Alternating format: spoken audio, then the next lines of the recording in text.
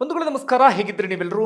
ನಾನು ಸುಬ್ರಹ್ಮಣ್ಯ ಎಸ್ ಹಂಡಿಗೆ. ಬಂಧುಗಳೇ, ನಟ ವಿಜಯ್ ನೇತೃತ್ವದ ಟಿವಿಕೆ ಪಕ್ಷ ತಮಿಳುನಾಡಿನಲ್ಲಿ ಅಧಿಕಾರಕ್ಕೆ ಬರ್ತಾ ಇದ್ದ ಹಾಗೆ ಸಹಜವಾಗಿ ಎಲ್ರಿಗೂ ಕೂಡ ಕುತೂಹಲ ಇತ್ತು. ಇವರು ಯಾವ ರೀತಿಯಾಗಿ ಆಡಳಿತವನ್ನು ನಡೆಸ್ತಾರೆ, ಯಾವ ರೀತಿಯಾಗಿ ಅಧಿಕಾರವನ್ನ ಮಾಡ್ತಾರೆ ಅಂತ ಹೇಳಿ. ಕಾರಣ ಏನಪ್ಪಾ ಅಂದ್ರೆ, ಸ್ವತಃ ವಿಜಯ್ ಇಲ್ಲಿಯವರೆಗೆ ಶಾಸಕರಾಗಿದ್ದು ಹೋಗ್ಲಿ, ಜಿಲ್ಲಾ ಪಂಚಾಯತ್ ಅಧ್ಯಕ್ಷನೋ ತಾಲೂಕ್ ಪಂಚಾಯತ್ ಅಧ್ಯಕ್ಷನೋ ಅಂಥದ್ದೇನೂ ಕೂಡ ಆಗದೆ ನೇರವಾಗಿ ಮೊದಲ ಬಾರಿಗೆ ಶಾಸಕನಾಗಿ ಮೊದಲ ಬಾರಿಗೆ ಮುಖ್ಯಮಂತ್ರಿ ಆದಂಥವರು ವಿಜಯ್. ಇದು ವಿಜಯ್ ವಿಚಾರ. ಆದ್ರೆ ಅವರ ಪಕ್ಷದಲ್ಲಿ ಶಾಸಕರಾದಂಥ 85% ಶಾಸಕರು ಮೊಟ್ಟ ಮೊದಲ ಬಾರಿಗೆ ಶಾಸಕರಾದಂಥವರು. ಹಿಂದೆ ಯಾವುದೇ ಅನುಭವವೂ ಕೂಡ ಇರಲಿಲ್ಲ. ಸಚಿವರಲ್ಲೂ ಕೂಡ ಸಾಕಷ್ಟು ಮಂದಿ ಮೊಟ್ಟ ಮೊದಲ ಬಾರಿಗೆ ಸಚಿವರಾದಂಥವರು. ಹೀಗಾಗಿ ಸಹಜವಾಗಿ ಕುತೂಹಲ ಇತ್ತು. ಅವ್ರಿಗೆ ಯಾವುದೇ ಅನುಭವ ಇಲ್ಲ, ಆಡಳಿತ ಯಾವ ರೀತಿಯಾಗಿ ಇರುತ್ತೆ, ಏನ್ ಕತೆ ಎನ್ನುವ ರೀತಿಯಲ್ಲಿ.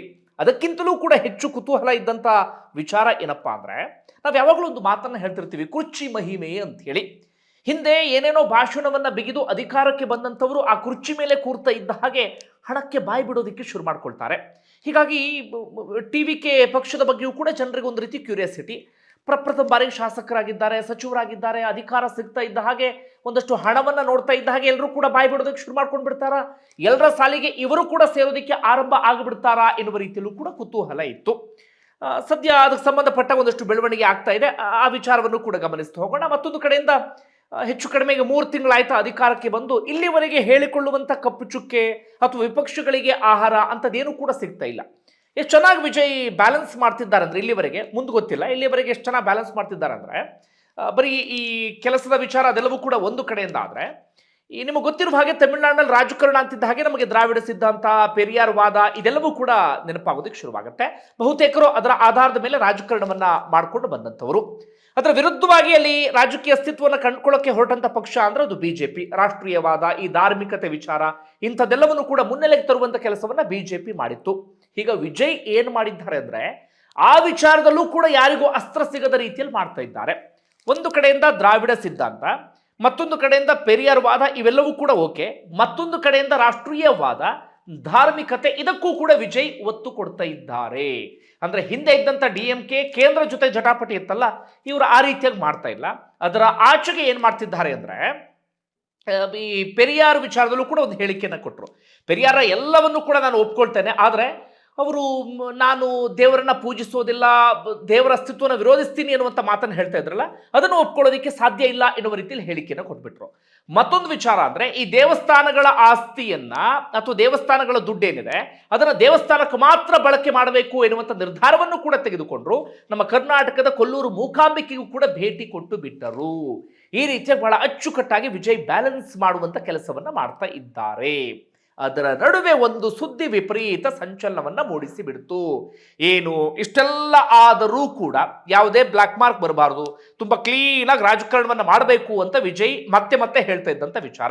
ಜೊತೆಗೆ ಜನರಿಗೂ ಕೂಡ ಒಂದು ಭರವಸೆಯನ್ನ ಕೊಟ್ಟಿದ್ರು. ನಾನು ಈಗಾಗಲೇ ಸಿನಿಮಾದಿಂದ ಬೇಕಾದಷ್ಟು ದುಡಿಮೆಯನ್ನ ಮಾಡಿದ್ದೇನೆ, 600 ಕೋಟಿ ಒಡೆಯ ನಾನು ರಾಜಕಾರಣಕ್ಕೆ ಬಂದು ಹಣ ಮಾಡಬೇಕು ಎನ್ನುವಂತ ಪರಿಸ್ಥಿತಿಯಲ್ಲಿಲ್ಲ, ನಾನೂ ಹಣ ಮಾಡೋದಿಲ್ಲ, ನಮ್ಮ ಪಕ್ಷದಲ್ಲಿ ಯಾರೂ ಕೂಡ ಹಣವನ್ನ ತೆಗೆದುಕೊಳ್ಳೋದಕ್ಕೆ ನಾನು ಅವಕಾಶವನ್ನ ಮಾಡಿಕೊಡುವುದಿಲ್ಲ ಅಂತೇಳಿ.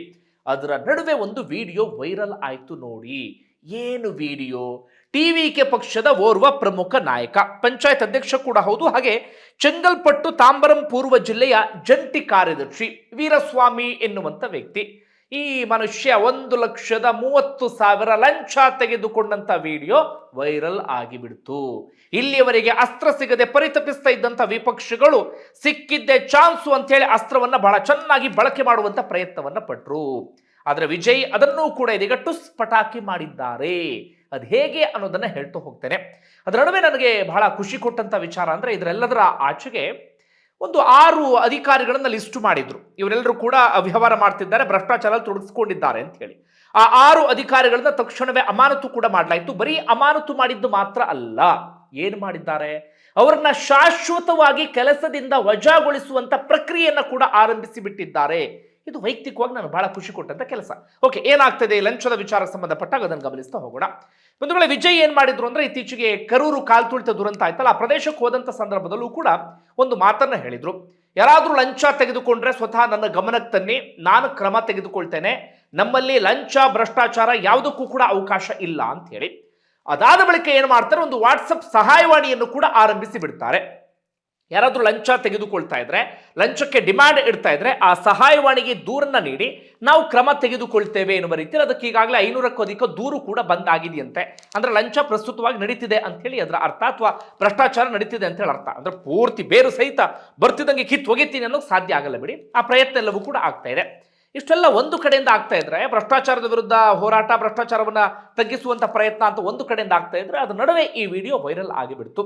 ಏನ್ ಮಾಡಿದ್ರು ಅಂದ್ರೆ, ಗುತ್ತಿಗೆದಾರನೊಬ್ಬನಿಗೆ ಸ್ಥಳೀಯ ಗುತ್ತಿಗೆಯನ್ನ ಕೊಡಿಸ್ತೀನಿ ಅಂತೇಳಿ, ಆತನ ನವೀನ್ ಕುಮಾರ್ ಅಂತ ಗುತ್ತಿಗೆದಾರನ ಹೆಸರು, ಆತನಿಂದ 1,30,000 ಲಕ್ಷ ರೂಪಾಯಿ ಲಂಚಕ್ಕೆ ಬೇಡಿಕೆ ಇಟ್ಟಿದ್ರಂತೆ. 1 ಲಕ್ಷವನ್ನ ಟ್ರಾನ್ಸ್ಫರ್ ಮಾಡಿಸ್ಕೊಂಡಿದ್ರು. ಇನ್ನು 30,000 ರೂಪಾಯಿ ಹಣವನ್ನ ತೆಗೆದುಕೊಳ್ಳುವ ಸಂದರ್ಭದಲ್ಲಿ ಅದನ್ನ ವಿಡಿಯೋ ಮಾಡಿಕೊಂಡ್ರು. ಅದನ್ನ ಬಿಜೆಪಿ ನಾಯಕರೊಬ್ಬರಿಗೆ ಕೊಟ್ಟರು. ಬಿಜೆಪಿ ನಾಯಕರೊಬ್ಬರು ಅದನ್ನ ಸಾಮಾಜಿಕ ಜಾಲತಾಣದಲ್ಲಿ ಹಾಕಿಬಿಟ್ರು. ಜೋರಾದಂತ ಸದ್ದು ಮಾಡೋದಕ್ಕೆ ಶುರುವಾಯಿತು. ನೋಡಿ, ಟಿವಿಕೆ ಪಕ್ಷದ ಹಣೆ ಬರಹೂ ಇದೆ, ವಿಜಯ್ ಹಣೆ ಬರಹೂ ಕೂಡ ಇದೆ. ಯಾರೇ ಅಧಿಕಾರಕ್ಕೆ ಬಂದರೂ ಕೂಡ ಯಾವುದು ಬದಲಾಗೋದಿಕ್ಕೆ ಸಾಧ್ಯ ಇಲ್ಲ ಅಂತ ಹೇಳಿ, ಅದಾದ ಬಳಿಕ ತೆಗೆದುಕೊಂಡಂತ ಒಂದಷ್ಟು ನಿರ್ಧಾರ ಇದೀಗ ಇಡೀ ದೇಶದ ಗಮನವನ್ನ ಸೆಳೀತಾ ಇದೆ. ನಮ್ಮಲ್ಲಿ ಏನಾಗ್ತಿತ್ತು ಹೇಳಿ, ಮುಂದೆಯೂ ಟಿವಿಕೆ ಹೀಗೆ ಮಾಡ್ತಾರೋ ನನಗೆ ಗೊತ್ತಿಲ್ಲ, ಈಗಂತೂ ಮಾಡ್ತಿದ್ದಾರೆ, ಹೀಗಾಗಿ ಮೆಚ್ಚುಗೆಯನ್ನು ವ್ಯಕ್ತಪಡಿಸೋಣ. ನಮ್ಮಲ್ಲಾದ್ರೆ ಏನಾಗ್ತಿತ್ತು, ನಮ್ಮಲ್ಲಿ ಶಾಸಕರದ್ದೇ ಲಂಚದ ವಿಡಿಯೋ ವೈರಲ್ ಆಗಲಿ, ಅಧಿಕಾರಗಳದ್ದೇ ವೈರಲ್ ಆಗಲಿ, ಏನೇ ಆಗಲಿ, ನಮ್ಮಲ್ಲಿ ಯಾವ ಕ್ರಮವೂ ಕೂಡ ತೆಗೆದುಕೊಳ್ಳುವುದಿಲ್ಲ. ನಮ್ಮಲ್ಲಿ ಬರುವಂತ ಹೇಳಿಕೆ ಏನು, ಕಠಿಣ ಕ್ರಮ ತೆಗೆದುಕೊಳ್ಳಲಾಗುತ್ತೆ ಅಂತ ಹೇಳಿ. ಲೋಕಾಯುಕ್ತ ರೇಡಿಂದ ಹಿಡಿದು ಹಿಂದೆ ACB ಇತ್ತಲ್ಲ, ಅವ್ರ ರೇಡ್ ಆಗಲಿ, ಏನೇ ಆಗಿರಲಿ, ಅಂತಹ ಬದಲಾವಣೆಯನ್ನು ನಾವು ನೋಡೋಕೆ ಸಾಧ್ಯವೇ ಇಲ್ಲ. ಯಾಕಂದ್ರೆ ಒಂದು 4 ತಿಂಗಳು ಸಸ್ಪೆಂಡ್ ಆಗ್ತಾರೆ, ಅದಾದ ಬಳಿಕ ಮತ್ತೆ ಅದೇ ಹುದ್ದೆಗೆ ಬಂದು ಮತ್ತದೇ ಕೆಲಸವನ್ನ ದರಿದ್ರಗಳು ಮುಂದುವರಿಸಿಕೊಂಡು ಹೋಗ್ತಾರೆ. ಆದ್ರೆ ಇಲ್ಲಿ ಅದಕ್ಕೆ ಅವಕಾಶವನ್ನ ಈ ಕ್ಷಣಕ್ಕೆ ಕೊಟ್ಟಿಲ್ಲ. ಮುಂದೆ ಗೊತ್ತಿಲ್ಲ ನನಗೆ, ಈಗ ನಡೀತಿರೋದು ನಾನು ಹೇಳ್ತಾ ಇದ್ದೇನೆ. ಈಗ ಅವಕಾಶವನ್ನ ಮಾಡಿಕೊಟ್ಟಿಲ್ಲ. ಏನು ಮಾಡಿದ್ರು, ಮೊದಲಿಗೆ ಆ ವೀರಸ್ವಾಮಿ ಲಂಚವನ್ನ ಪಡೆದುಕೊಂಡಂತ ಟಿವಿಕೆ ನಾಯಕರನ್ನ ಏನ್ ಮಾಡಿದ್ರು ಅಂದ್ರೆ, ಪಕ್ಷದಿಂದ ತಕ್ಷಣವೇ ಉಚ್ಚಾಟನೆ ಮಾಡುವಂತ ಕೆಲಸ.